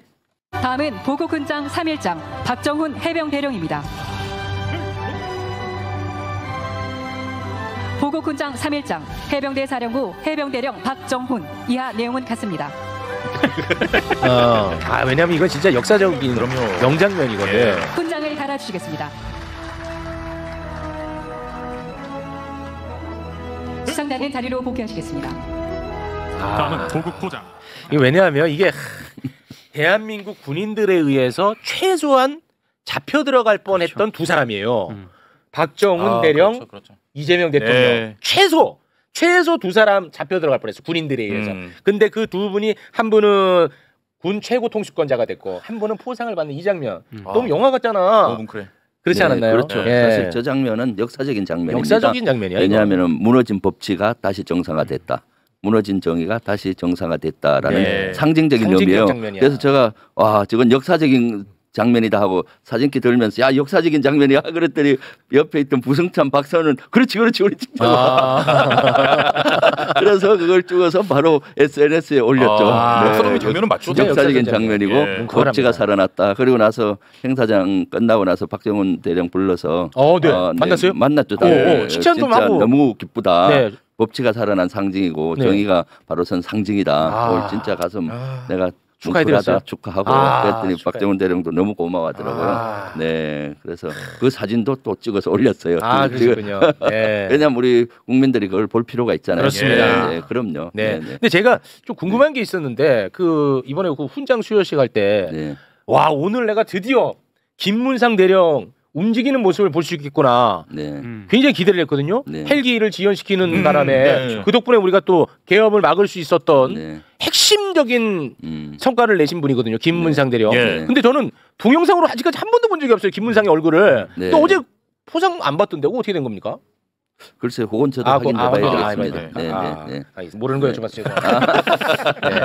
그거 지원은 시켰지만 사실 그 당시 수방사 작전 과장이었거든요. 수방사가 핵심 계엄 부대였잖아요. 그러다 보니까 우리가 모르는 또 뭐가 있을 수도 있을 것 같아요. 알겠습니다. 그건 제가 확인해 보겠습니다. 네. 자 그리고 어제 이재명 대통령의 기념사가 있었는데 크게 이제 두 가지를 나눠서 영상을 좀 준비를 했습니다. 먼저 이 계엄과 관련해서 굉장히 길게 이야기를 했고요. 그리고 우리 자주국방에 대한 이야기가 있었는데 먼저 계엄과 관련되는 기념사 함께 보겠습니다. 작년 12월 3일 극히 일부 군 지휘관들은 군 본연의 임무를 망각한 채 최고 권력자의 편에 서서 국민을 향해 총부리를 겨누었습니다. 다행히 대다수의 군 장병이 제복 입은 시민으로서 부당한 명령에 저항하는 용기를 낸 덕분에 더 큰 비극과 불행을 막아낼 수 있었습니다. 그러나 그 후과는 실로 막대합니다. 민주주의의 퇴행, 민생 경제의 파탄, 국격의 추락으로 우리 국민들이 떠나야 했던 피해는 산술적으로 헤아리기 어려울 정도로 크고 또 컸습니다. 우리 군의 명예와 신뢰도 한없이 떨어졌습니다. 국민을 지켜야 할 군대가 국민을 향해 총을 겨누는 일은 앞으로 어떤 경우에도 결단코 있어서는 안 됩니다. 네, 어떻게 보셨습니까? 네, 먼저 우리 매불쇼에 고맙네요. 왜냐하면 어제 이재명 대통령의 기념사는 진짜로 역사에 남을 기념사였는데 언론이 잘 안 다루었어요. 그런데 오늘 역시 다루어주네요. 그래서 너무 고맙고요. 사실 내란 종식을 해야 된다는 의지를 강하게 피력했지 않습니까? 맞습니다. 사실은 내란 종식은 시대 정신이고 이것을 종식을 시켜야 완전한 민주주의가 회복되는 의지를 표현했어요. 네. 사실 최근에 군 장성들이 이재명 대통령이 임명한 장군들도 국방이나 이런 데 와서 그런 의지를 물어보면 좀 의지가 약해요. 그래서 많이 혼났죠. 네, 그래서 저도 많이 혼을 내고 했는데 그런 측면에서 이재명 대통령께서 아주 강하게 이런 메시지를 냈다고 보고요. 저는 사실 눈물이 나더라고요. 왜냐하면 이재명 대통령 진짜 죽을 고비를 넘기셨잖아요. 그리고 군을 지휘하는 국군 통수권자로서 제가 3년 전에 이재명 대통령 그 당시 대표를 모시고 국군 날 저 장소를 그대로 갔었어요. 계룡대에서 그때 제가 이재명 대통령 국군 통수권자가 돼서 저렇게 하는 모습을 보고 싶었다. 간절했어요. 그때 뭐 그 부대 12시여도 못하는 윤석열이 그래서 제가 그런 다짐을 했었는데 그날이 왔어요. 그래서 너무 감회가 새롭고 또 기념사도 문구 하나하나가 이재명 대통령의 국정 철학이 녹아 있고 국방 비전이 녹아 있더라고요. 이 내란 청산 관련해 가지고는 제가 요 얘기는 하나 좀 하고 가야 될 것 같습니다. 그 내란 동조 세력이 들어가 있는 군 인사와 관련해서 매불쇼가 엄청 떠들어졌겠잖아요. 그렇죠. 막 소리 지르고 난리 났었잖아. 근데 어제 강훈식 비서실장이랑 이번 추석에 나갈 매불쇼 방송을 녹화를 했어요. 제가 물어보지도 않았는데 강훈식 비서실장이 먼저 얘기를 하더라고요. 매불쇼에서 하도 떠들어지니까 그걸 알고 있는 거야. 그래서 제가 이제 하고 싶은 말이 뭐냐면 대통령실도 매우 심각한 문제 인식을 하고 있다는 거예요. 난 이게 가장 중요하다고 봐요. 그런데 현실적으로 애매한 영역에 있는 군인들도 있다는 거예요. 그렇기 때문에 그런 것들에 대한 실수가 있어서는 안 되지 않습니까? 그렇잖아요. 그렇기 때문에 그런 부분에 대해서 면밀히 검토하는 과정이다. 근데 저는 뭐 뒷이야기는 중요하지 않았어. 심각한 문제 인식을 하고 있다는 걸로 나는 이미 끝났어. 그래서 이 말씀은 제가 꼭 드릴 필요가 있을 것 같아서 한번 드려봅니다. 그래서 사실은 저도 요구를 했었고 우리 민주당에서 실제 내란 특검 종합 대응위원회에서도 안규백 장관을 방문을 해서 실제 국방부 자체 조사단을 편성을 해서 조사를 해라. 그래서 왜냐하면 검찰에서 하는 수사는 아주 빙산의 일각이기 때문에 그래서 거기에 관련된 인원들은 징계할 사람은 징계하고 또 승진해서 제외할 사람은 제외하고 중한 경우는 내란을 특검으로 보내서 형사처벌을 받아야 된다라는 것들을 강조했고 안규백 의원도 지금 대대적으로 수사단을 편성해서 조사단을 조사하고 있습니다. 그래서 지금까지는 이제 영관급 그 진급 인사가 났고 이제 10월 말쯤이면 장군 완스타, 투스타, 쓰리스타가 나는데 최소한 장군은 좀 애매하더라도 빼야 된다. 그렇죠. 그렇게 요청하셨어요? 그래서 그런 왜냐하면은 지금 그 영역이 애매하다고 하더라도 장군은 저는 도의적인 책임이 다 있다고 봐요. 114만 공무원 중에 직을 던진 사람 딱 한 명이잖아요. 유역 감찰관. 그런데 장군들은 없었죠. 한 명도 없었어요. 그래서 저는 국가와 국민을 위해서 매일매일 목숨을 바치겠다고 다짐하는 장군들이 국가가 무너지는 내란 앞에서 목숨은 못 던질 망정 직을 던진 사람이 어떻게 한 명도 없느냐. 과거에 5.16 쿠데타나 12.12 쿠데타 때도 거기에 저항했던 장군들이 많아요. 그런데 왜 지금 없느냐 해서 제가 많이 질타를 했고 그래서 장군들의 진급은 애매하더라도 거기에 연관성이 좀 있다 하면은 제외시켜야 된다. 만약에 애매한데 대부분 부하들은 다 알아요. 부하는 다 알 텐데. 그러면은 영이 서겠습니까? 그럼 내란 척결을 할 수 없어요. 그렇지. 그래서 지금 장군 인사를 좀 늦더라도 그 조사를 끝낸 후에 하라고 저는 계속 요구를 하고 있거든요. 고맙습니다. 아니 말씀 듣고 보니까 우리 뭐 고맙 부분도 있습니다만 우리 또 사성 장군으로서 좀 서운하네요. 어떻게 후배들이 한 명도 직을 던진 사람이 없습니까? 그렇죠. 그래서 저는 진짜. 서운하기도 하고 제가 서운하다고요. 예비역으로 부끄럽기도 하고요. 그래서 저는 장군들은 계속 국방에서 했는데 누구든지 반성하고 또 반성하고 다시는 이런 일이 없도록 임진왜란 때 징비록을 쓴 유성룡의 심정으로 반성하면서 후대에 이것을 일어나지 않는 경고에 그런 조사를 또 하고 기록을 남겨라. 국방부에서 조사단을 편성해서 하고 각군 본부도 자체 조사를 해서 기록으로라도 정확히 남겨라라고 각군 총장한테 요구를 했죠. 너무 고맙습니다. 자, 그러면 기념사 가운데 자주국방과 관련된 부분을 지금부터 좀 들어볼 텐데요. 이 부분은 이제 또 전문 분야이기 때문에 우리 사성장군 의원님의 의견을 좀 많이 들어보겠습니다. 일단 기념사 함께 보시죠. 급변하는 안보 환경에 능동적으로 대응하려면 자주국방은 필연입니다. 인류 역사상 가장 긴 평화와 공존의 시기가 저물어 가고 있습니다. 세계 각지에서 협력과 공동 번영의 동력은 약해지고 갈등과 대립이 격화되는 각자 도생의 시대로 진입하고 있습니다. 대한민국의 평화와 번영을 위해서는 누구에게도 의존할 것이 아니라 우리 스스로의 힘을 더욱 키워야 합니다. 이와 함께 굳건한 한미 동맹 기반 위에 전시 작전 통제권을 회복하여 대한민국이 한미 연합 방위 태세를 주도해 나가도록 하겠습니다. 확고한 연합 방위 능력과 태세는 한반도의 평화와 안정은 물론 지역의 안정과 공동 번영에 확고하게 기여할 것입니다. 네, 우리 기자님, 전시 작전 통제권 회복, 이게 언론에서는 그래도 많이 주목을 받고 있죠. 왜냐하면 그 전까지는 환수라는 표현을 썼거든요. 근데 이재명 대통령이 애초 원고에도 전환으로 돼 있었어요. 전환. 그런데 이재명 대통령이 직접 표현을 고쳤습니다. 회복이라고. 그래서 여기에 대해서 이제 대통령실의 설명은 환수라고 하는 것은 어떤 위치가 변경이 되는 그런 의미지 않습니까? 네. 그런데 회복은 원래 상태로 되돌린다는 그런 의미가 있기 때문에 조금 더 이제 그런 의미를 살리기 위해서 회복이라는 단어를 쓴 것이다. 네. 이렇게 설명을 하고 있습니다. 이거는 어떻게 봐야 됩니까? 그나마 이게 보수 진영에서는 이거를 엄청나게 관심을 많이 갖고 많이 때리더라고요. 네. 일단 전작권 회복은 빨리 돼야 되고요. 아, 그래요? 이재명 대통령께서는 늘 철학적으로 이 사유를 많이 하세요. 아주 깊이가 있죠. 네. 회복이란 단어를 쓴 건 아주 잘하셨다고 보는데 왜 그러느냐? 네. 역사적인 관점에서 보면 회복이죠.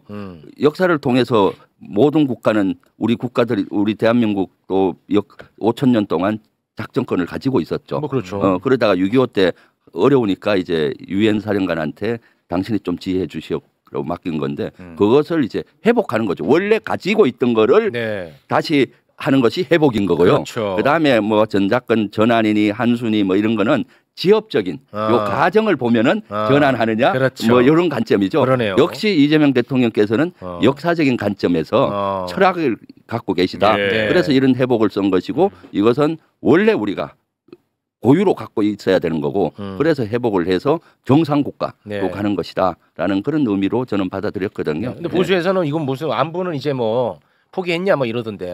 참 그건 의의 없는 거죠. 가장 기념사에서 큰 메시지가 뭡니까? 자주국방이잖아요. 우리 스스로 힘을 키워서 어떤 외국의 도움 없이도 국가를 지켜내야 된다.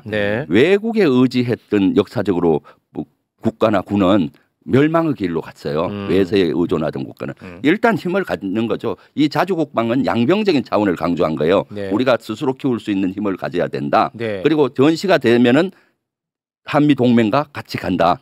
이런 개념인데 마치 자주국방 하니까 전시에도 우리 홀로 싸우는 거냐라고 보수에는 엉터리 같은 주장을 하고 있어요. 그리고 이 자주국방의 의지가 진짜 행동화되느냐는 예산을 얼마나 주느냐에 달렸습니다. 예산을 많이 줘야 되지 않습니까? 내년도 예산을 8.2%나 정부 측간이 국방비를 작년보다 올린 66조 2천만 원을 만들어서 국회에 제출을 했습니다. 그러니까. 역대 8% 이상은 노무현 정부 때만 했어요. 보수 정권에서는 겨우 3%, 4% 이런 정도 선밖에 올리지 않았는데 8.8% 이상 올려서 그야말로 외세 침범 없이 평화로운 대한민국, 전쟁의 위협 없는 나라 만들겠다. 얼마나 멋있는 의미고 또 국군 통수권자로서 국가 국민을 스스로 지켜내겠다는 그런 의지 아니겠습니까? 그리고 자주국방 얘기하면서도 국방 비전을 너무 잘 얘기하셨어요. 그 안에 보면은 유무인 복합 체계로 가겠다. 이제는 로봇이라든가 드론, 무인 전차, 무인 장갑차 뭐 이런 것들을 대세잖아요. 그런 것들을 만들어서 유인과 사람과 복합해서 병사면은 병사 한 명이 로봇도 세 개를 거느리고 가서 드론으로 쫙 보내서 저기 있으면 로봇이 가서 하고 확인하는 거. 이런 것들이 유무인 복합 체계거든요. 그래서 그러한 비전을 제시하셨다. 이건 사실 대표로 계실 때도 저하고도 많이 나눴어요. 이재명 정부 들어서 5년 내에 유무인 복합 체계를 만들면은 인구가 줄는 데 있어서 병력 또 지금 감축되잖아요. 그 어쩔 수 없이 그 공백을 유무인 복합 체계로 하면은 메꿀 수 있으면서 강국으로 갈 수가 있다라는 네. 그 메시지 비전을 제시했습니다. 예. 그 보수의 관점도 좀 궁금한데 전작권 회복 이거 어떻게 보십니까? 저는 그 대통령 저 발언을 들으면서 이게 지금 미국하고 우리가 관세 협상이 참 어려운 상황이잖아요. 맞아요. 그렇죠? 관세 협상과 관련해서 일종의 전작권도 레버리지로 좀 활용할 수 있는 거 아닌가라는 생각을 했어요. 사실은 미국도 아쉽죠. 사실은 주한미군의 존재 자체가 물론 대한민국의 방위 문제도 있습니다만 오로지 그것만을 위해서 주둔하고 있는 건 아니잖아요. 그게 약간 지금은 이제 부수적으로 가는 것 같아요. 그러니까 미국도 아쉬운 부분이 분명히 있기 때문에 전작권 뭐 회복 내지는 뭐 환수 문제도 충분히 그 지금 협상 중인 이슈와 관련해서도 활용 가능한 거 아닌가라는 생각을 했어요. 그렇죠. 오히려 이제 미국에서는 좀 아쉬운 대목이라고 보시는 거군요. 네, 그렇죠. 아주 정확히 보셨습니다. 정확했습니까? 네. 전작권 전환은 미국도 상황에 따라서 입장이 바뀌었어요. 그 노무현 정부 때는 전작권 빨리 갖고 가기를 원했어요. 왜냐하면은 2002년도 9.11 테러가 일어났잖아요. 그러면서 그 미국의 전략 개념이 바뀌었는데 9.11 테러 이전에는 전쟁이 국가와 국가끼리만 생기는지 알고 했는데 9.11 테러를 겪어보니까 앞으로 미국의 위협은 다른 어떤 적성 국가로부터만이 아니라 테러 세력이나 또는 해커나 이런 다양한 위협이 있다. 그러면 미국은 거기 위협에 대응하기 위해서는 어디 얽매이지 말고 신속히 이동해서 경량하면서 이동해서 대응해야 된다. 그럼 한국에서 전작권을 갖고 있으면은 매여 있잖아요. 그래서 그 당시 또 노무현 대통령의 자주국방 정신과 딱 이해관계가 합의돼서 그럼 전작권 전환을 추진한 겁니다. 하다가 이제 중국이 계속 부상하잖아요. 하면서 이거 전작권 한국에 넘기면은 안 되겠는데 이걸 한미가 같이 중국을 견제해야 되겠다 해서 한 10년 전부터는 안 주려고 노력을 하죠. 그래서 이제 박근혜 정부 때 이명박 정부 때 뭐 또 이해관계가 맞득했어요. 보수에서는 어떻게든 뭐 그 전작권을 안 주고 그 해소 안 하려는 그런 입장이었거든요. 미국 입장과 일치되니까 늦추려고 하기 위해서 조건에 의한 전작권 전환하겠다 해서 엉터리 같은 조건 3개를 걸어서 거기 돼야 하겠다 하면서 지원을 한 것이고요. 근데 지금 중국이 부상하기 때문에 미국도 전환하기 대한민국에게 회복을 시켜주면은 아쉬운 점이 있죠. 좀 아쉬워하고. 그래서 이런 것들도 사실은 미국과 협상하는 데 있어서 레버리지로 쓸 수 있다는 그 말에 전적으로 동의합니다. 대단히 전략적입니다. 검사님. 검사님이 대단해요. 제가 이 정도는 해요. 검사님이. 고맙습니다. 요게 이제 그렇게 또 해석이 되겠군요. 알겠습니다. 자, 시간이 너무 많이 지나서 오늘은 여기서 마무리를 질까 하는데요. 이제 추석이 이제 곧 연휴가 시작됩니다. 우리 매불쇼를 사랑해 주시는 분들에게 하실 말씀 있으면 편안하게 명절이니까요. 마음껏 하시기 바랍니다. 추석 어느 때보다도 참 편안한 추석을 맞이하는 것 같습니다. 작년까지만 해도 사실 윤석열 정권 하에서 내란의 위협, 계엄의 위협 뭐 여러 가지 어려웠는데 올해는 어느 때보다도 편안한 추석이니까 가족과 또 이웃과 더불어서 이렇게 했으면 좋겠습니다. 그리고 저는 추석 때 추석 하루를 빼고 경기도 지역을 경청구를 하려고 합니다. 구석구석을 다니면서 경청구석을 얘기 안 나오나 했습니다. 경기도 전문가로서 더욱더 거듭나려고 하고 있어요. 사실 지난주에 제가 헌정사상 처음으로 한 것이 있어요. 뭔가요? 궁금하시죠? 꿈을 꾸는 의원입니다. 정치인들이 어디 출마할 때 출마 선언을 하고 도와주세요 하는데 지금은 국민 주권 정부잖아요. 국민이 주인인 그렇습니다. 당도 당원이 주인이고 국민이 주인입니다. 그래서 먼저 그런 거 나갈 때도 도지사 같은 거 출마할 때도 저는 국민께 묻는다. 저가 나가도 되겠습니까? 안 나가도 되겠습니까? 처음부터 물었습니다. 지난주. 뭐래요? 저희 유튜브 채널이나 다양한 뭐래요? 압도적으로 나가라. 이재명 정부 성공을 위해서 내란을 돌파했던 김병주의 추진력이 필요하다. 그리고 이재명 정부의 정책을 경기도가 뒷받침해줘야 되는데 이재명의 국정철학, 대통령 국정철학 정책을 가장 잘 이해하는 사람이 김병주 아니냐. 그래서 지금 열심히 고민하고 준비하고 있습니다. 댓글에서 김병주 의원은 국회에 남아 있어라. 어딜 나온다고 그러냐. 아이디 김동연이라고. 천재. 아이디 김동연 어딜 튀어나올라 그래? 근데 우리 시청자분들이 저한테 하나 꼭 제가 부탁이 하나 있습니다. 뭔가 하면은 여론조사가 중요한데 많은 분들이 시청자분들이 김병주 하면은 이거 국방장관 후보 아니야? 하고 그냥 넘긴다는 거예요. 저는 안보를 넘어서 행정 전문가이기도 하고. 왜죠? 왜요? 군은 최고의 행정을 할 수 있어요. 사단장과 군단장만 돼도 정부 기관이 다 있습니다. 군단장 때 병원도 운영해야죠. 군사법원도 운영하죠. 또 어린이집까지 운영해요. 그렇습니까? 그런 행정을 끊임없이 훈련을 해서 행정의 달인이 뿐만 아니라 사실은 이재명의 국정 철학도 잘 알고 그렇죠. 그렇습니까? 그래서 국방부 장관 후보 아니냐 하고 저 지지자도 여론조사할 때 넘긴다는 거예요. 왜 김병주는 항상 그 국방과 연계되니까 이제는 행정 전문가입니다. 경기도에 도전을 할 마음이 있으니까 그걸 한번 꼭 생각해 주시고 응원해 주세요. 아니, 국민들에게 물어보는 거예요? 아니면 국민들 가스라이팅 하시는 거예요? 아닙니다. 국민의 의견, 시대 정신을 물어보는 겁니다. 그리고 제가 만약에 최종 결정 나면 공약을 만들 때도 도민과 같이 만드는 겁니다. 그래서 저는 만약에 된다면은 이제는 도민 주권 행정을 해야 된다. 도민의 의견을 들어서 그 욕구에 맞게 행정을 하는 도민 주권 행정. 이것이 시대의 정신입니다. 의원님 유튜브 구독자 지금 몇 명 정도? 51만 5천인데 늘지가 않네요. 맞네요. 50만이 넘는데. 그런데 지금 정체가 한 6개월 됐습니다. 구독 좀 해주시면 좋겠네요. 제가 이제는 그런 부탁 안 하려고 이거 반대에 나가고 왔는데 말씀해 주시니까 주불리 김병주 대란을 척결하기 적임자 끝까지 선봉해서는 응원해 주는 의미에서 추석 선물 하나 주세요. 주불리 김병주 구독 안 하신 분 빨리 구독해서 이번 연휴 동안에 매불쇼에 나와서 60만 달성했으면 좋겠네요. 네, 감사합니다. 되실 것 같아요. 봉 기자가 여기 처음에 와서 유튜브 채널 얘기할 때 얼마 안 됐는데 얼마 전에 보니까 30몇만. 그리고 지금 엄청 건방져졌습니다. 매봉수 한다고 막 그런 것 같던데. 알겠습니다. 자, 그러면 여기서 마무리를 짓겠습니다. 벌써 또 뭐 출마에 대한 이야기도 좀 나오고 있고 그렇군요. 우리 이렇게 되면은 또 김용남 의원님도 또 스트레칭 하겠죠. 이분 또 가만히 있을 분 아니거든요. 제가 볼 때는.